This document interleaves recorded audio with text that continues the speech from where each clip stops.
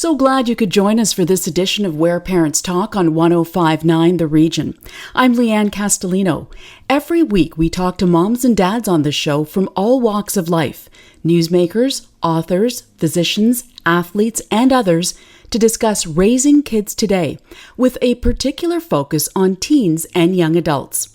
We delve into parenting from the lens of evidence-based research and lived experience to provide our listeners with strategies, tips, and actionable advice along their parenting journey. Our guest today is a father of four, a true scientist in the kitchen, and a familiar face on television cooking shows and the music scene in Canada and globally. Born in Trinidad and Tobago, his family immigrated to Canada when he was 5 years old, settling in Edmonton, Alberta, before moving to Toronto at age 17. Inspired by his Chinese Caribbean heritage, Roger Mooking is an internationally recognized chef, restaurateur, TV host, musician, and author. He's also married with 4 daughters aged 8 to 14. Roger Mooking, thank you so much for making time to join us here on Where Parents Talk.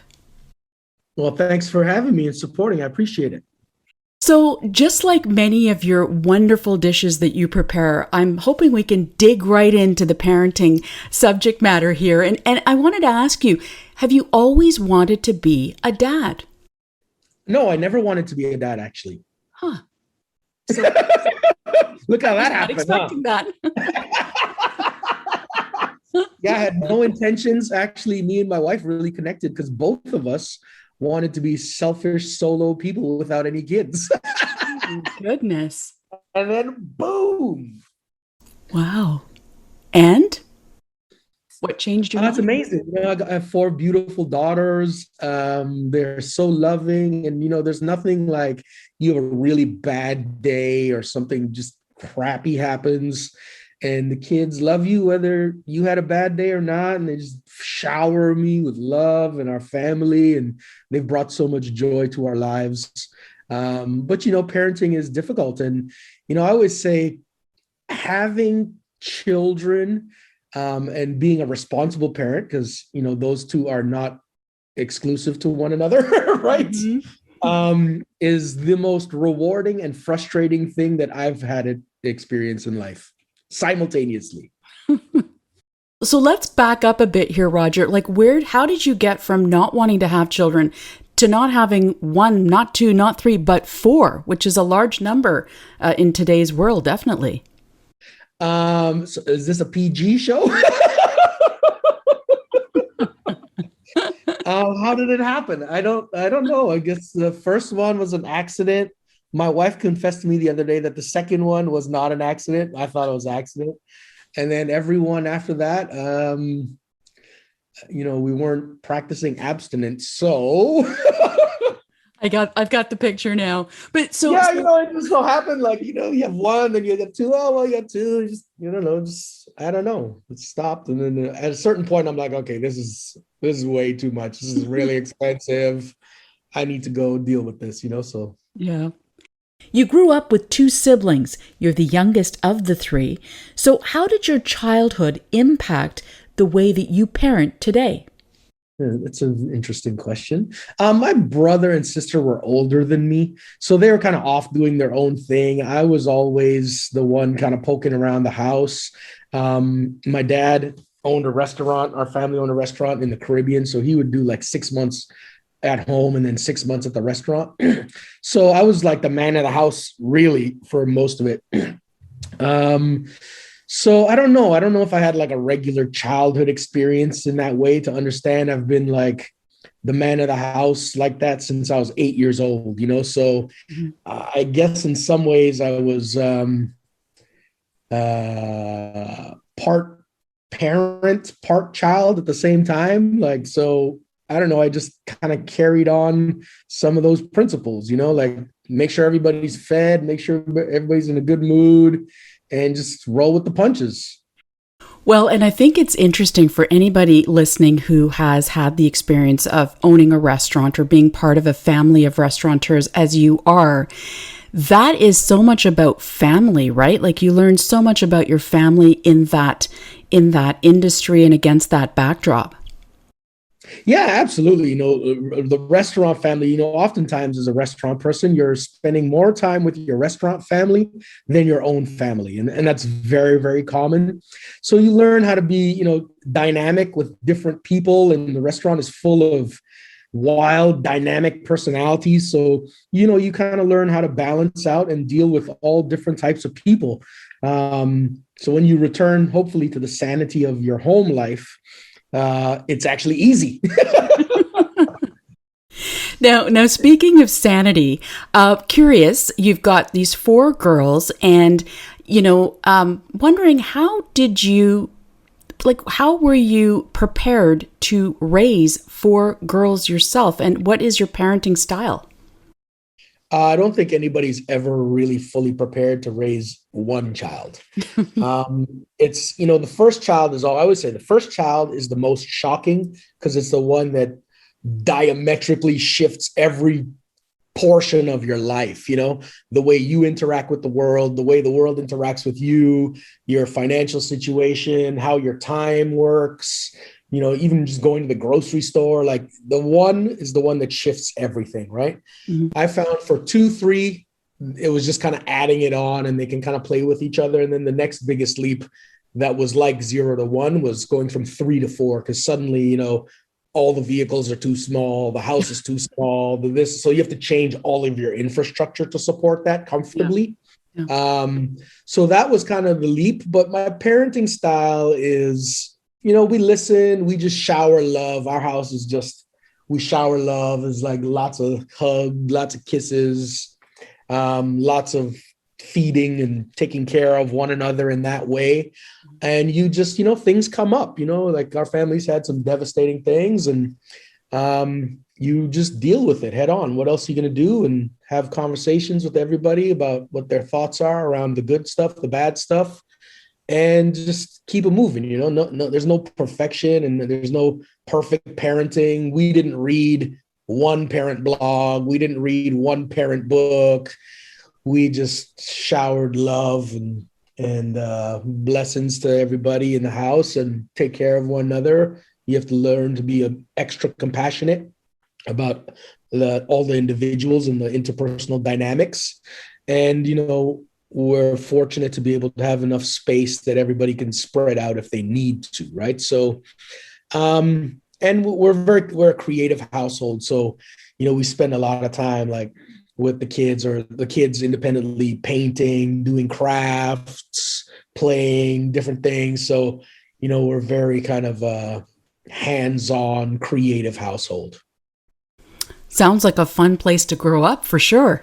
We want to make sure that they learn how to express themselves. And, some people are timid expressing themselves verbally, but they do a really good job of drawing that thing out, or, there's many different mediums for releasing those sort of emotions or any emotions. So we encourage that, and we run the ball with them, and they read a lot. Our kids read a lot. They're reading, like, one of my daughters has read Harry Potter, I think 17 times now, all of the books, so it's a reading household. We're always absorbing, learning new things, and willing to adapt. We're not like set in stone on stuff. We adapt, change. And so our kids have seen quite a bit.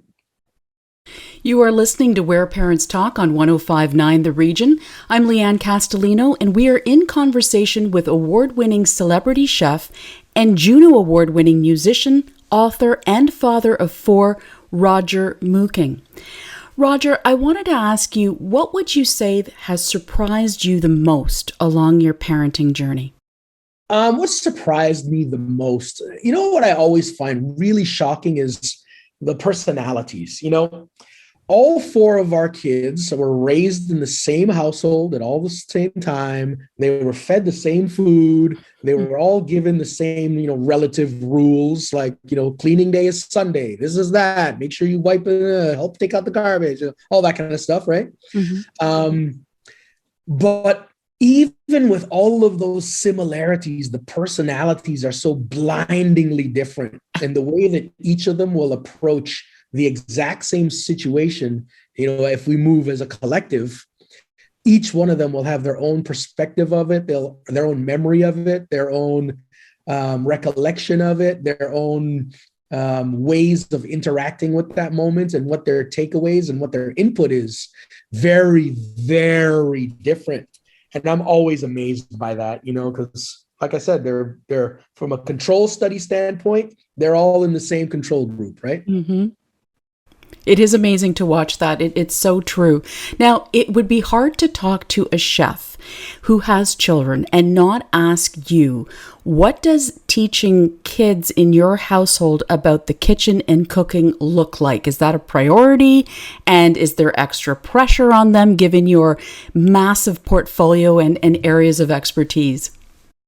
We don't push it down our throats, but, we cook good food, right? Like, I know how to cook good food, so if I'm cooking something, it's not going to be bad, right? So they've grown accustomed to that. My wife has become quite a good cook over the years because I travel a lot, and just by necessity, she's learned and has come to embrace it and enjoys it. And she tends to cook on the healthier side. I tend to cook on the whatever it is for flavor, So my kids and I, when I'm cooking, I don't cook the same thing twice ever.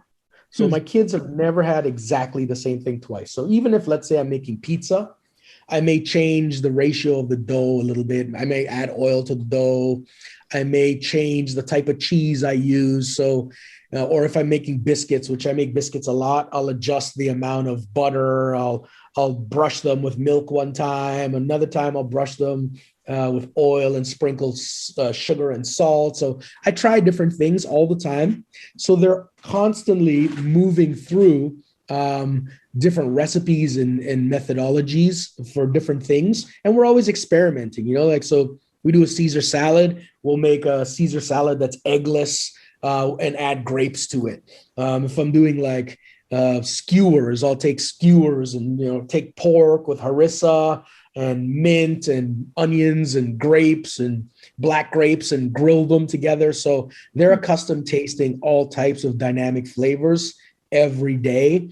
And we made a pointed notion of trying to buck this idea of, kids menus, or you go to a restaurant, our kids do not look at the kids menu. They order off of the adult menu because at home, we don't cook 5 meals, right? It's one meal. This is what's happening. Today it's harissa pork skewers with black grapes, or today it's prosciutto flatbread with green grapes.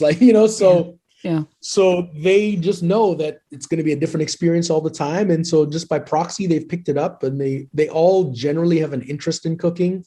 And some of them always help out. Some help out sometimes, but they're very focused. My youngest daughter is always asking, what's for dinner tomorrow while she's eating breakfast today, kind of thing,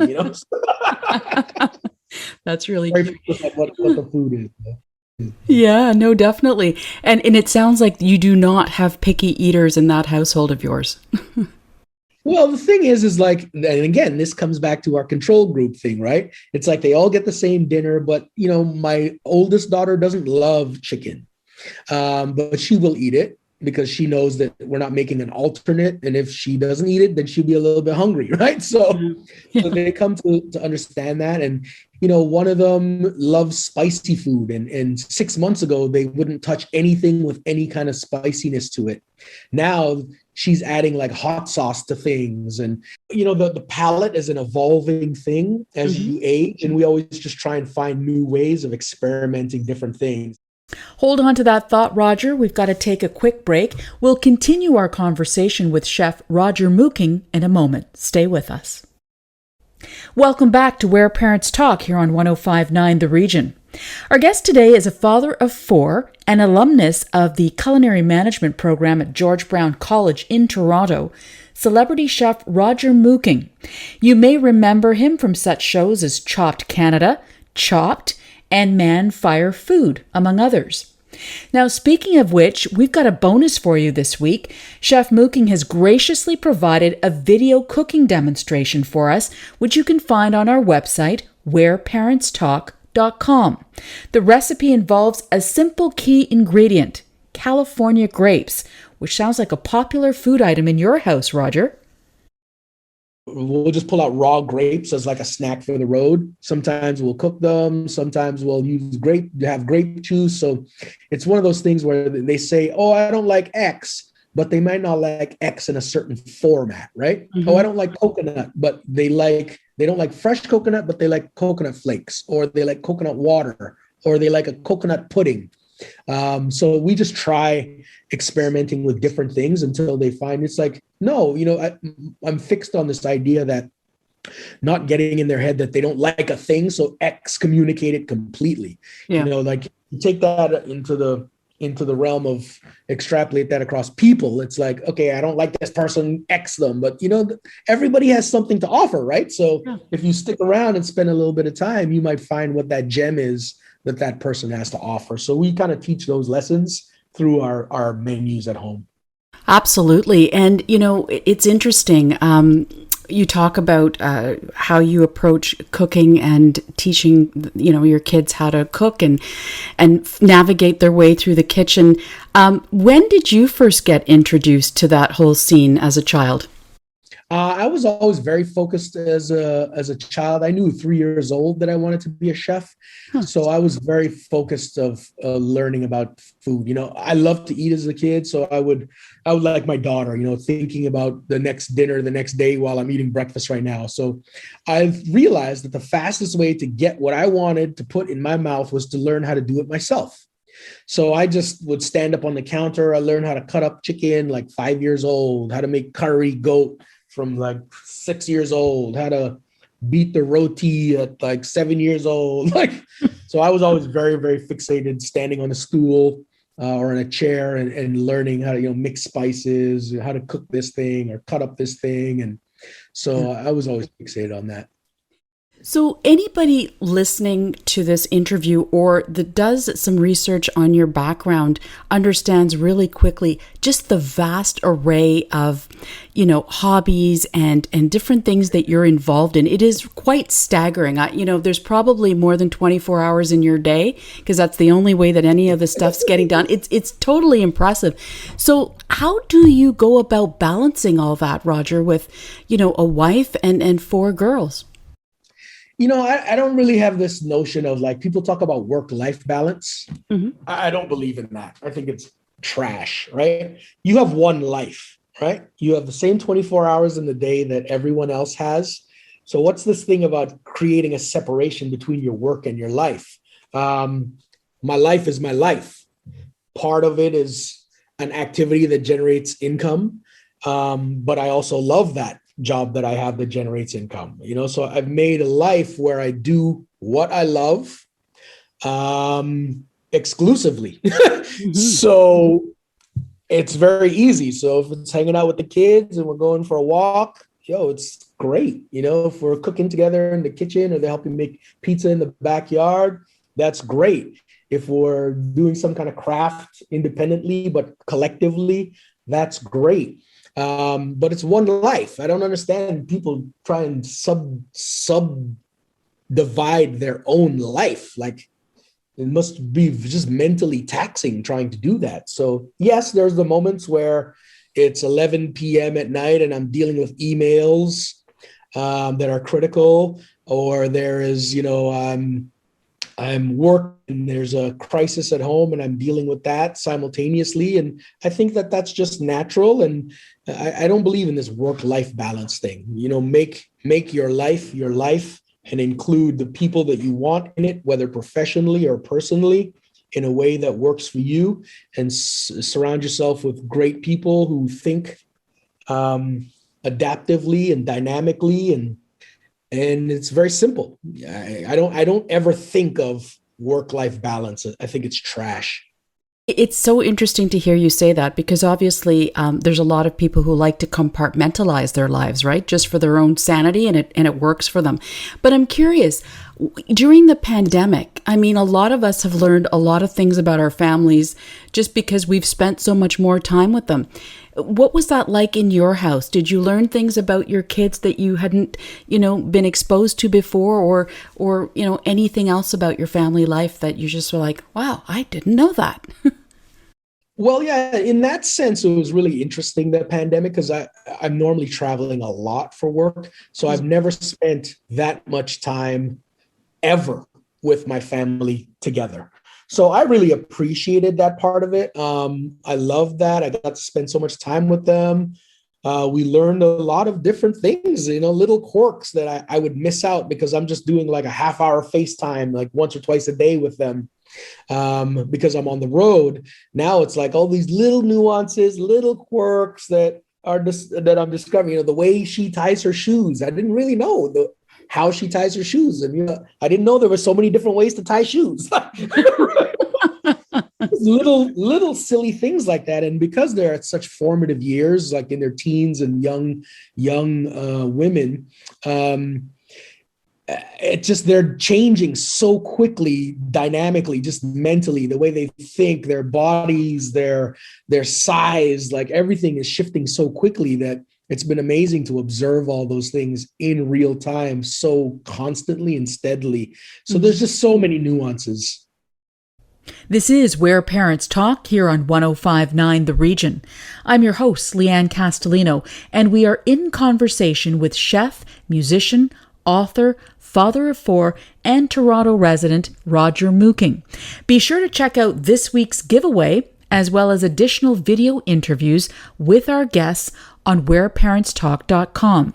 Each week on this show, we have all kinds of fun prizes that we give away, and to learn more about them, go to the giveaways page on whereparentstalk.com. Raising girls today in particular is much different than in the recent past for a host of reasons that I think we all understand.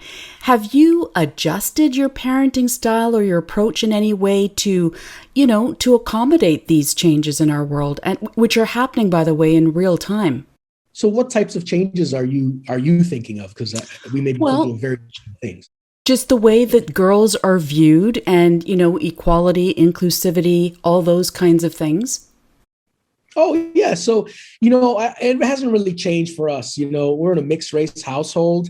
So we've always been making sure they see a broad range of diversity. We live in a country, in a community, in a city that is very, very diverse. My children's school is not homogenous at all.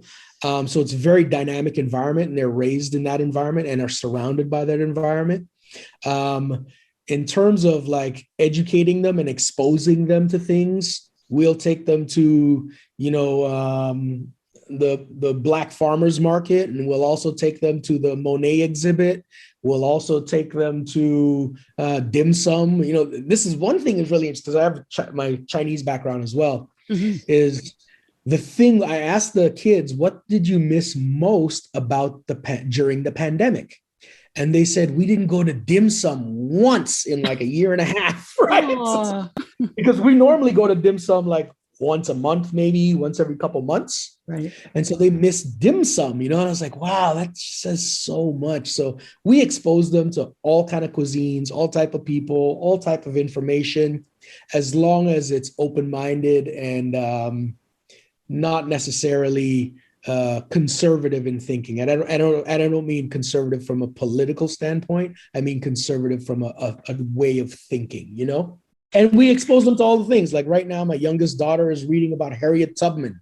Like she's 8 years old, and she's reading about Harriet Tubman and Viola Davis, and who is Malcolm X, and who is Gandhi, and who is Greta Thunberg. Like, who are these people? What do they do? These people have done great things in the world. So we expose them to all those range of people, personalities, thoughts, and ideas. And let them formulate what they will from that, and just shower them with love in the process, so they know that they're supported in whatever they need. Roger, in closing, we'd love to hear what projects you're working on, because we know that there are going to be many of them, whether we're in a pandemic or not. So what can you tell us about what you're most excited about that you're working on now? Yeah, so there's a bunch of shows that we're filming that's going to be dropping out soon. I'm working on multiple projects. Right now, I'm working with grapes from California. Grapes, love the grapes. They're a healthy snack. They're a portable snack. They're in season right now from May to January. So make sure you go check that out. But I'm always creating something, for every one project that you see, go back to your conversation about spending more than 24 hours in the day. For every one project you see, I'm working on about 8 that you don't see, and that you may see 3 of them at some point, so there's just tons going on always. And I'm very active and super ADHD, so I need to be stimulated dynamically pretty constantly. I hear you. We're cut from the same cloth, so I completely hear you. Roger Mooking, chef, television host, author, and musician, thank you so much for your perspective on parenting and sharing your time with us today. Thank you so much. It was a real pleasure talking to you. And that is Where Parents Talk for this week. Remember to check out the video recipe demonstration with Chef Roger Mooking on our website, whereparentstalk.com. The podcast version of this show, as well as past episodes, are available wherever you listen to your favorite podcasts, including iTunes, Spotify, iHeartRadio, and Apple Podcasts. We would love to hear from you as well. If you've got an interesting parenting perspective you'd like to share, email us at info@whereparentstalk.com. Follow us on social to learn more about our weekly giveaways, as well as the parenting newsmakers and guests that we have on this show. I'm Lianne Castelino. Thanks so much for listening, and hope to see you next time.